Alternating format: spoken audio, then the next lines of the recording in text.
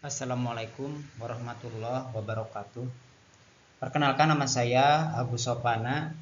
Saya sebagai guru produktif agribisnis tanaman di SMK Negeri Kadipaten Tasikmalaya. Selamat pagi para siswa. Hari ini kita akan membahas tentang mata pelajaran yaitu penyiapan media tanam.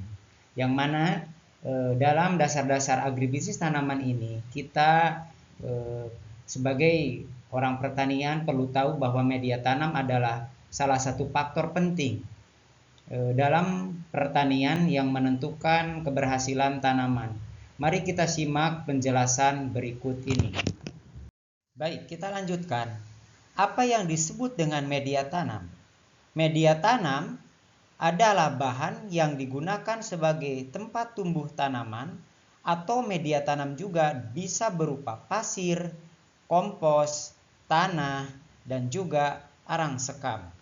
Selain daripada itu juga, media tanam adalah tempat berdirinya tanaman serta akar tanaman untuk mendapatkan unsur hara yang akan dipergunakan dalam proses pertumbuhan.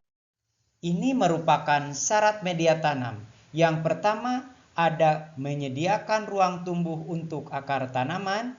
Yang kedua, memiliki unsur hara yang tinggi. Yang ketiga, memiliki porositas yang baik. Yang keempat, bebas hama penyakit. Yang kelima, mengandung mikroorganisme bermanfaat. Dan yang terakhir yaitu mengandung 3 campuran. Selanjutnya kita akan membahas tentang jenis media tanam. Berdasarkan jenis dan bahan penyusunnya, media tanam dibagi menjadi 2, yaitu pertama, bahan organik yang berasal dari komponen organisme makhluk hidup. Yang kedua, bahan anorganik yaitu berasal dari proses pelapukan bebatuan induk di dalam bumi. Yang pertama, ada bahan organik. Jenis-jenis media bahan organik diantaranya ada sekam padi, pupuk kandang, kokopit, kompos, batang pakis, humus, mos, dan yang terakhir adalah arang sekam atau arang kayu. Ini adalah contoh dari sekam padi. Yang berasal dari limbah padi, sekam padi biasa digunakan berupa sekam bakar atau sekam mentah. Sekam bakar dan sekam mentah memiliki tingkat porositas yang sama. Keduanya berperan penting memperbaiki tekstur tanah sehingga sistem drainase dan aerase menjadi lebih baik. Kelebihan arang sekam memiliki kandungan karbon yang tinggi sehingga media tanam lebih gembur, namun sekam bakar cenderung mudah lapuk. Sedangkan sekam mentah tidak mudah lapuk, mudah mengikat air, sumber kaliumnya juga mudah didapat, namun hanya mengandung sedikit unsur hara saja. Selanjutnya ada pupuk kandang, yang mana pupuk kandang ini berasal dari kotoran hewan. Di sini banyak mengandung unsur nitrogen, fosfor, kalium, dan juga dapat diperlukan untuk pertumbuhan tanaman. Selain itu, pupuk kandang memiliki mikroorganisme yang diyakini mampu merombak bahan organik, ya. Karena kebanyakan pupuk kandang itu selalu digunakan oleh para petani karena di sini juga selain daripada tadi mengandung unsur makro, juga banyak mengandung unsur mikro. Selanjutnya ada kokopit atau bisa disebut dengan sabut kelapa.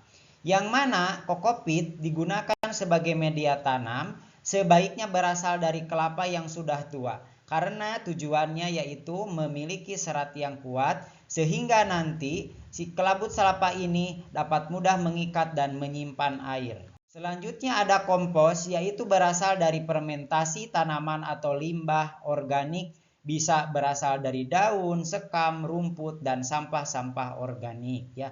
Ini bisa dilihat kelebihan daripada kompos, yaitu dapat mengandung kesuburan tanah yang baik secara fisik, kimia, dan biologi. Selanjutnya ada batang pakis. Batang pakis ini ada 2 macam, ada batang pakis hitam dan ada batang pakis coklat.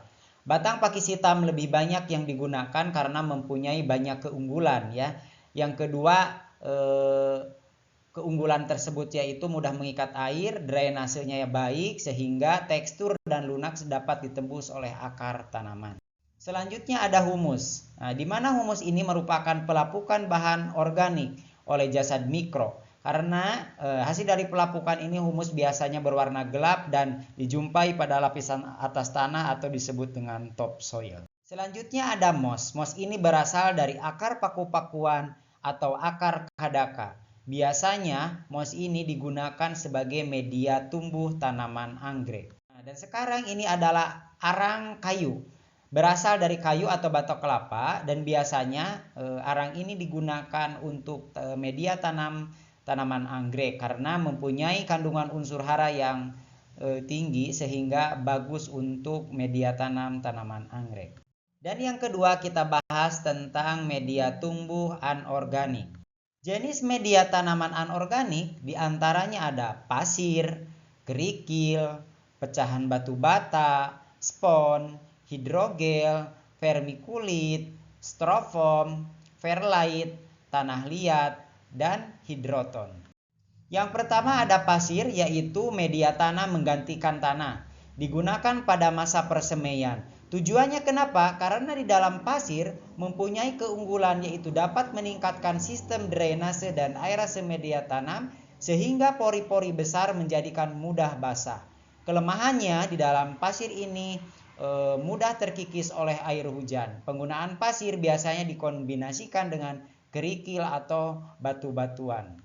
Selanjutnya ada kerikil. Ini juga sama merupakan media tanam anorganik. Namun kerikil memiliki kemampuan mengikat air relatif rendah, yaitu mudah basah dan kadang-kadang juga mudah kering. Jadi jarang digunakan untuk kerikil ini untuk tanaman-tanaman yang banyak membutuhkan air. Selanjutnya ada batu bata. Batu bata ini berfungsi untuk meletakkan akar tanaman. Tapi kadang-kadang batu bata ini juga bisa digunakan dalam bentuk besar kerikil-kerikil atau bisa juga ditumbuk menjadi vertikal-vertikal kecil tergantung daripada untuk kebutuhan tanaman tersebut. Selanjutnya ada spon. Spon memiliki sifat yang ringan, tingginya daya serap terhadap air dan unsur hara esensial yang biasanya diberikan dalam bentuk larutan. Namun biasanya untuk spon ini digunakan untuk persemaian tanaman hidroponik. Selanjutnya ada gel atau hidrogel, biasanya digunakan untuk tanaman hidroponik.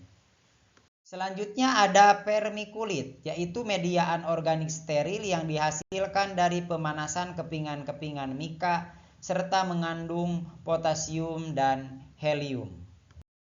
Selanjutnya ada styrofoam, biasanya digunakan sebagai alternatif media tanam atau aklimatisasi bagi tanaman sebelum dipindahkan ke lahan ya. Ini banyak digunakan juga untuk sistem hidroponik ya, untuk styrofoam itu sebagai penyangga tanaman. Selanjutnya ada perlite, adalah media tanam anorganik yang memiliki bentuk mirip bebatuan kecil berwarna putih. Media tanam ini berasal dari batu silika yang dipanaskan dengan suhu yang sangat tinggi. Selanjutnya ada tanah liat. Tanah liat bertekstur paling halus dan lengket atau berlumpur. Karena karakteristik tanah liat ini memiliki pori-pori berukuran kecil atau pori mikro yang lebih banyak daripada pori makro sehingga memiliki kemampuan daya ikat yang cukup kuat. Nah, yang terakhir yaitu hidroton, merupakan kerikil sintesis terbuat dari tanah liat yang dipanaskan dengan suhu tinggi. Karakteristik media tanam ini memiliki pori-pori yang menyerap air dengan baik sehingga dapat menjaga ketersediaan nutrisi tanaman. Ini merupakan materi tentang media tanam dari anorganik. Untuk selanjutnya kita lanjutkan dengan melihat YouTube. Nah, pada YouTube berikut ini kalian bisa melihat tentang persiapan media tanam dan juga dapat melihat kelebihan dan kekurangan media tanam. Nanti linknya akan Bapak share di Google Classroom pada mata pelajaran dasar-dasar agribisnis tanaman. Setelah tadi kalian melihat tayangan di video yang telah Bapak kirimkan di grup Google Classroom, silahkan kalian berdiskusi dengan kelompok yang telah kemarin ditentukan bagaimana cara kalian untuk memecahkan masalah. Yang pertama, berdasarkan video yang tadi kalian lihat, Bapak tayangkan, apakah tahap persiapan media tanam merupakan tahap yang sangat penting? Jika iya, tulis analisis pemecahan masalahnya dan juga keterangannya.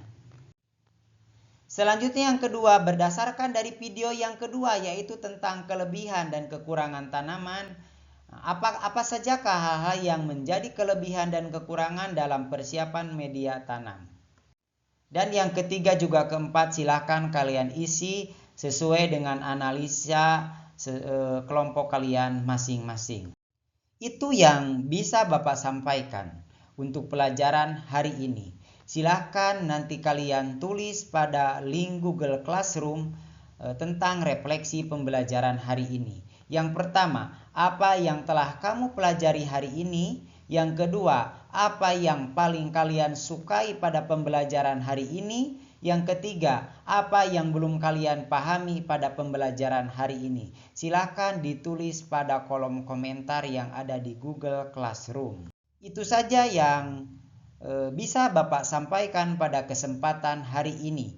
Mudah-mudahan ilmu yang Bapak berikan dapat bermanfaat khususnya bagi diri Bapak pribadi dan umumnya bagi para pendengar semuanya.